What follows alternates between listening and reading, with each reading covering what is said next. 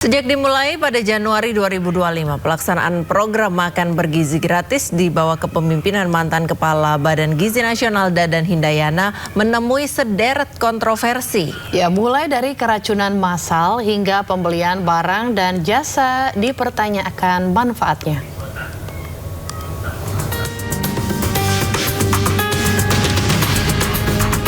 Pelaksanaan program MBG di bawah kepemimpinan mantan Kepala Badan Gizi Nasional Dadan Hindayana menemui sederet kontroversi.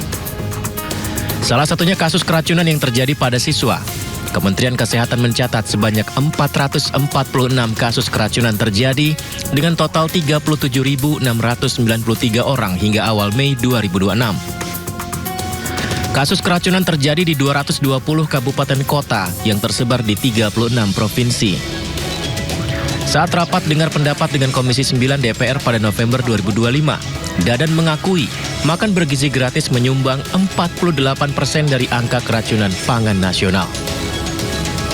Terkait khususnya keracunan pangan di Indonesia, secara umum total kejadian di Indonesia itu sampai hari ini itu ada 441 total kejadian di mana MBG menyumbang 211 kejadian atau kurang lebih 48% dari total keracunan pangan yang ada di Indonesia. Kontroversi lainnya yakni keputusan pemerintah untuk menghentikan sementara operasi 1.700 Satuan Pelayanan Pemenuhan Gizi SPPG.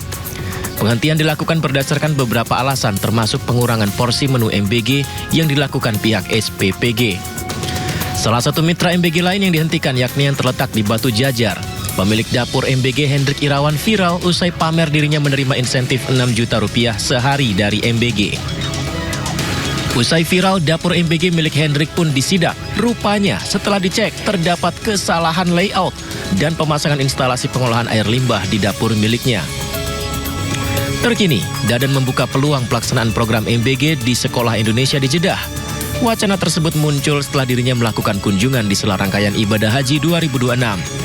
Menurutnya, antusiasme siswa dan guru terhadap program MBG sangat tinggi.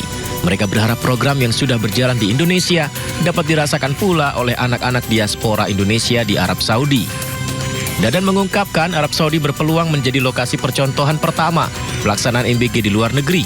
Tercatat lebih dari 1.400 siswa Indonesia di Jeddah dan Mekah yang berpotensi menjadi penerima manfaat.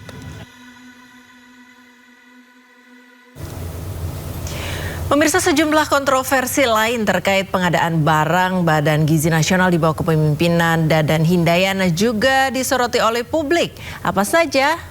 Berikut informasinya.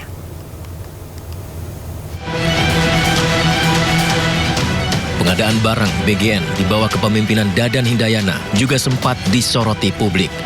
Meskipun ada sejumlah pertimbangan dan alasan, namun tetap saja publik masih merasa heran dengan sejumlah pengadaan.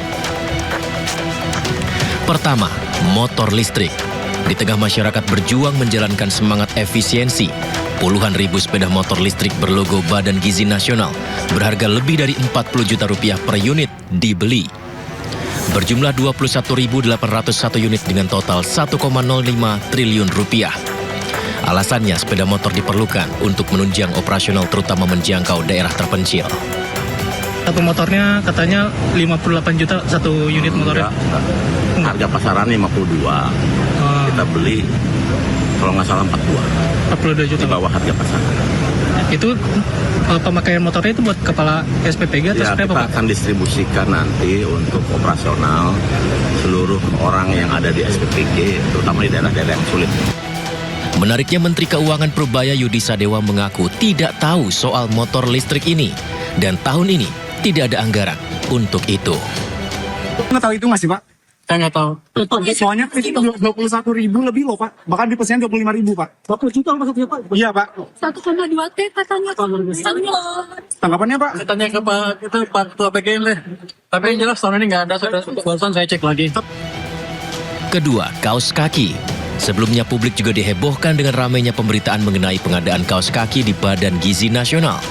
Menurut Dadan Hindayana, kaos kaki merupakan bagian dari perlengkapan yang diberikan saat pendidikan Sarjana Penggerak Pembangunan Indonesia (SPPI), bukan pengadaan BGN.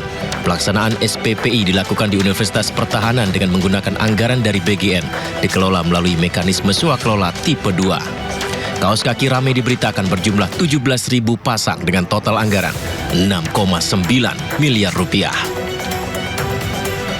Ketiga, sikat dan semir sepatu. Pembelian ini juga menjadi sorotan publik dan kritisi pengamat karena dinilai tidak berkaitan langsung dengan program utama MBG. Dadan Hindayana menjelaskan, pengadaan itu fasilitas pelengkap lapangan untuk peserta program Sarjana Penggerak Pembangunan Indonesia (SPPI). Atribut ini diperlukan untuk pendidikan dan pelatihan mendukung program MBG. Diduga, untuk sikat dan semir sepatu menelan anggaran hingga 1,52 miliar rupiah. Dengan detail 1,25 miliar untuk semir dan 272 juta untuk sikat semir. Berikutnya laptop. Diduga menelan 215 miliar rupiah untuk 5.000 unit laptop. Pengadaan laptop ini bahkan juga mengundang demonstrasi dari Jaringan Muda Indonesia pada akhir Mei 2026 lalu di depan kantor BGN. Mereka menyoroti dan mendesak pemeriksaan Inspektorat Utama BGN terkait dugaan penyimpangan pengadaan laptop untuk program kelompok sasaran program pemberian gizi atau KSPPG. Pengadaan laptop senilai 24 juta rupiah per unit dinilai terlalu mahal, tidak sesuai kebutuhan operasional di lapangan. Ya, pemirsa, Presiden Prabowo Subianto memberi pesan kepada jajaran pelaksana program makan bergizi gratis di seluruh Indonesia saat menghadiri rapat konsolidasi program MBG di Kabupaten Bogor, Jawa Barat hari Rabu. Badan Gizi Nasional sebagai penyelenggara, Prabowo berpesan agar mereka untuk bekerja dengan jujur dan tidak melakukan penyimpangan dalam menjalankan tugas. Dalam acara tersebut, Prabowo juga angkat bicara terkait alasan copot 3 pimpinan Badan Gizi Nasional. Keputusan tersebut ia ambil setelah menerima berbagai laporan terkait adanya kekurangan, kejanggalan hingga indikasi penyelewengan dalam pelaksanaan program. Saat menghadapi keraguan, Prabowo teringat pesan almarhum ayahnya, Sumitro Joyohadikusumo, untuk selalu berpihak pada rakyat.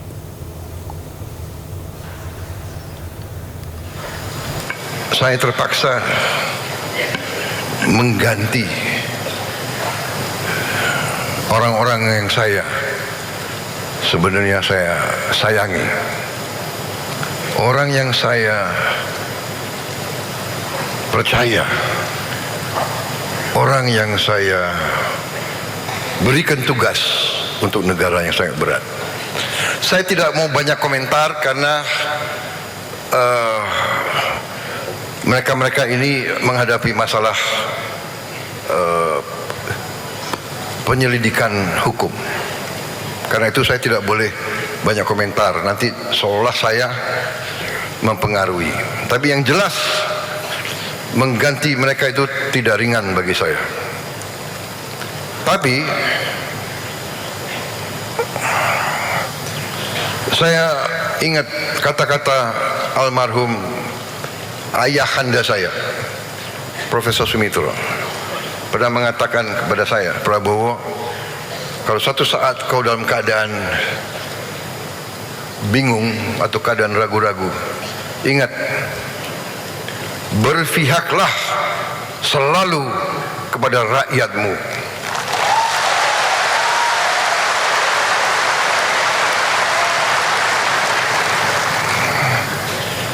Jadi memang sudah berapa saat saya mendapat laporan ada kekurangan-kekurangan, ada kejanggalan-kejanggalan, ada indikasi-indikasi penyelewengan.